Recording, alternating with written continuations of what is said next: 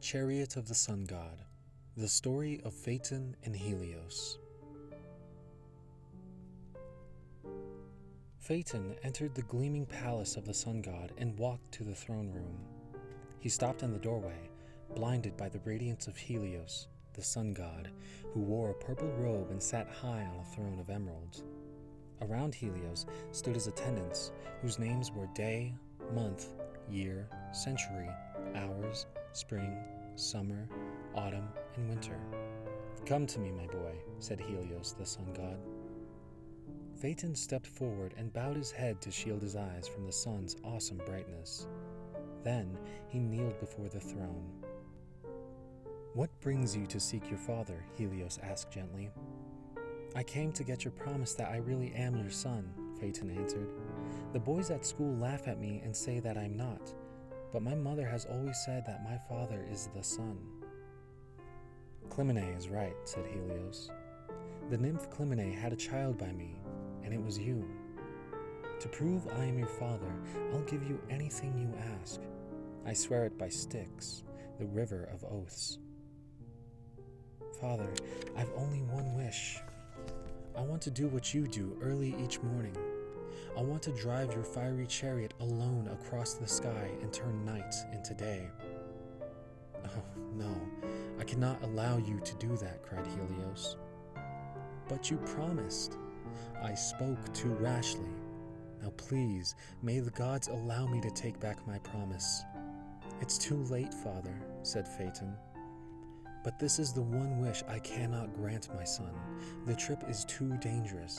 Even Jupiter, greatest of all the gods, cannot drive my winged horses. They're hot with fire." "I can drive them, father, if I am really your son." "No, you can't. How can you fight the spin of the world? How can you fight the wild beasts and the terrible monsters?" But Phaeton only smiled at Helios. "I know I can do what you do, father," he said. The sun god tried to stall for time, but the goddess Dawn was coming quickly upon the palace, getting ready to throw open her crimson doors and to shine forth. The moon's thin crescent had vanished from sight, and the stars had taken flight. It was time for Helios's fiery chariot to begin its daily course across the sky. Helios and Phaeton stepped out into the cool air where the chariot waited. The gleaming cart had tires of gold and spokes of silver, and every jewel imaginable sparkled in the rosy light of the early morning. As Phaeton walked around the golden chariot, marveling at its beauty, his father tried to think of ways to stop him from taking the terrible journey across the sky. But when birds began singing, Phaeton cried, "I must leave now, father," and he jumped into the shining chariot. The four-winged horses stomped their hooves and breathed fire from their nostrils as two goddesses, both named Hours, fastened their jingling harnesses. The sun god rubbed a magic salve on Phaeton's face to shield him from the heat. He set his crown of flashing sunbeams on the boy's head, then looked at his son and sighed. "At least listen to my advice," he said. "Keep to the middle path. Do not veer off to the side. Neither get too high nor too low, for the sky and the earth need equal heat. If you're too high, you'll burn the sky, and if you're too low, you'll burn the earth." "All right, father," cried Phaeton as he held the reins proudly, and the horses neighed and pawed the ground. "Follow the wheel tracks of my daily path," cried Helios. "Spare the whip and hold the reins tightly." "I will, father, I will." "And beware of the northern bear and the twisting snake in the sky." But before the sun god could say any more, Phaeton snapped the reins. "It's time, father," he said. "Day's calling, night is gone." Suddenly the four horses leapt forward into the boundless sky. "Don't go, my son," shouted Helios. "Let me give the world light today." But Phaeton couldn't hear his father. The swift hooves of his horses ripped open the clouds, and the winged steeds soared higher and higher into the sky. The chariot was so light, it tossed back and forth like a ship on stormy waves. The horses grew frightened and galloped faster until they were more swift than the east wind. Phaeton pulled hard on the reins, but he couldn't slow the horses down. He looked around wildly, but he couldn't see the wheel tracks. The horses had left their worn path. As he wheeled off course, Phaeton's sunbeams warmed the constellations. The snake stirred from its icy numbness. The great bear woke in a rage and began lumbering about the heavens. Phaeton looked below, and when he realized how far away the earth was, he became sick with fright. He called in panic for his father's help. He yelled for his horses to stop, but the horses galloped out of control. They swept past more savage beasts in the sky, past the giant scorpion that sweated black venom as its curved stinger reached out toward the fiery chariot. Phaeton dropped the reins, and the horses bounded into regions they'd never traveled before. They crashed into stars. All of heaven cried out in terror as the fiery chariot careened off course. The moon, the skies, and the earth all caught fire. Flames spread across mountaintops and burned the snow, spilling black smoke into the clouds. Even Mount Olympus, home of the gods, was besieged with fire. Then Phaeton saw the earth set aflame. Everything glowed white-hot, the deserts, woodland pools, and springs.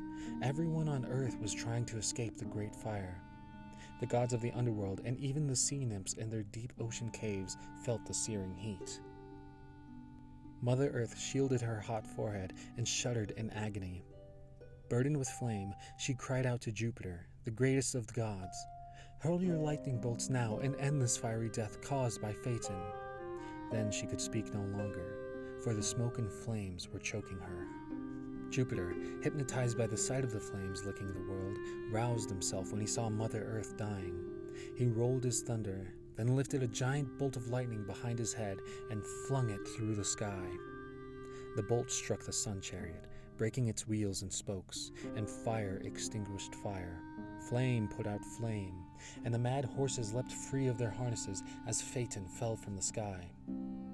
Phaeton's hair was on fire as he fell, leaving behind a trail of sparks. He looked like a falling star. Far from home, half a world away from his mother, he fell into a river.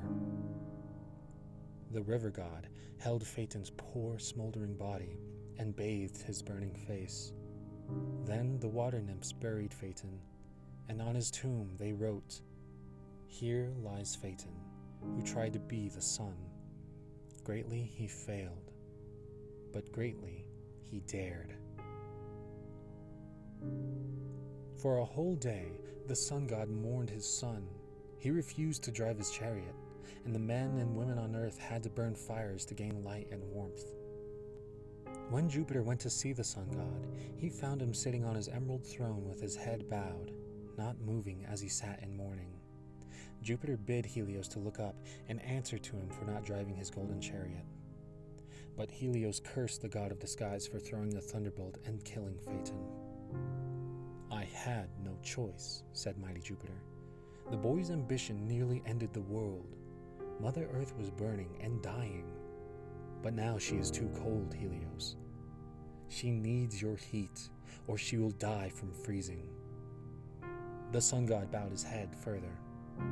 "Rise, Helios," roared Jupiter. "Stop blaming me for your son's death. You have work to do. The world is waiting for you." The sun god heaved a great sigh, then slowly rose from his throne. Trembling with sorrow, he strode out of his palace. The four-winged horses who leapt free from Phaeton were sniffing in the cool, early air, stomping their hooves as dawn opened her crimson doors. The sun god stepped into the gleaming golden chariot. He put on his crown of flashing sunbeams, the same crown Phaeton had worn. Then the two goddesses of ours yoked the four-winged horses with jingling harnesses, and as the weeping sun god grabbed the reins tightly and snapped them, they bolted into the boundless blue, sunlit sky.